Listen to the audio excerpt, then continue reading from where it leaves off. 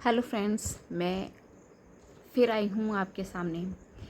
आज मैं एक गाना लेके नहीं, एक कहानी लेकर आई हूँ जिससे आपको कुछ ना कुछ सीखने को मिलता है। कुछ ना कुछ क्या, बहुत कुछ सीखने को मिलता है। तो चलिए सुनते हैं। एक घने जंगल में एक बहुत ऊंचा पेड़ था। वह पेड़ इतना ऊंचा था कि उसके पत्ते बादलों को छूते हुए लगते थे। उस पेड़ को अपनी ऊंचाई पर बहुत गर्व था। वह जंगल के बाकी छोटे पेड़ों और पौधों को हमेशा नीची नज़रों से देखता था। एक दिन जंगल में एक जोरदार तूफान आया। हवा इतनी तेज थी कि बड़े बड़े पेड़ भी हिलने लगे। ऊंचा पेड़ अपनी मजबूत पर भरोसा करके खड़ा रहा और उसने तूफान का सामना करने की कोशिश की। उसने सोचा कि उसकी ऊंचाई और मजबूती उसे बचा लेगी, लेकिन तूफान बहुत शक्तिशाली था। तेज हवा के झोंकों से ऊंचे पेड़ की शाखाएं टूटने लगी।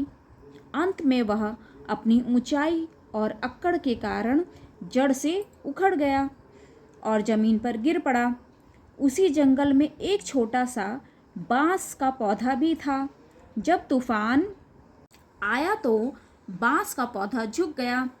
वह हवा के साथ लहराता रहा और उसने तूफान का विरोध नहीं किया। जब तूफान शांत हुआ तो बांस का पौधा फिर से सीधा खड़ा हो गया। उसे कोई नुकसान नहीं पहुंचा था। ऊंचे पेड़ ने गिरते हुए बांस के पौधे को देखा और हैरान होकर पूछा, तुम इतने कमज़ोर होकर भी इस तूफान में कैसे बच गए?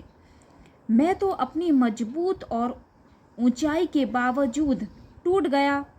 बांस के पौधे ने विनम्रता से उत्तर दिया, मैंने तूफान का विरोध नहीं किया, मैं हवा के साथ झुक गया।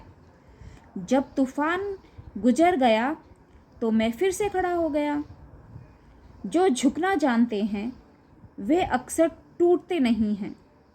इस कहानी से हमें यह शिक्षा मिलती है कि हमें जीवन में लचीला होना चाहिए। हर परिस्थिति का सामना करने के लिए अक्कड़ और अहंकार ठीक नहीं है।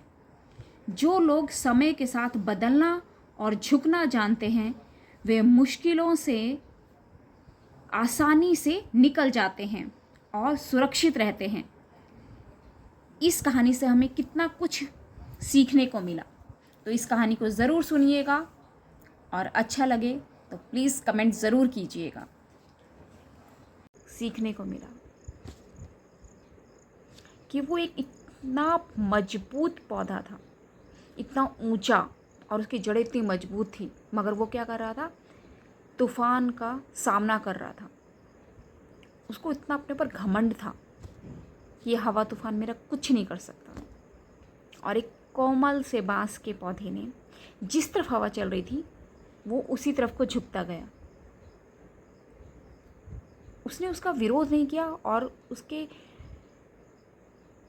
जहाँ वो हवा चल रही थी उसी तरफ को वो झुका।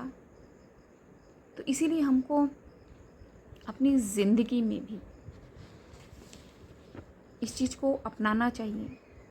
इससे हमें कहानी से बहुत कुछ सीखने को मिलता है। इसको सुनिएगा और इसका मतलब समझिएगा कि ये कहानी हमसे क्या कहना चाहती है और इससे हमें क्या शिक्षा मिल रही है। ओके, फिर मिलते हैं नेक्स्ट वीडियो में। Thank you so much.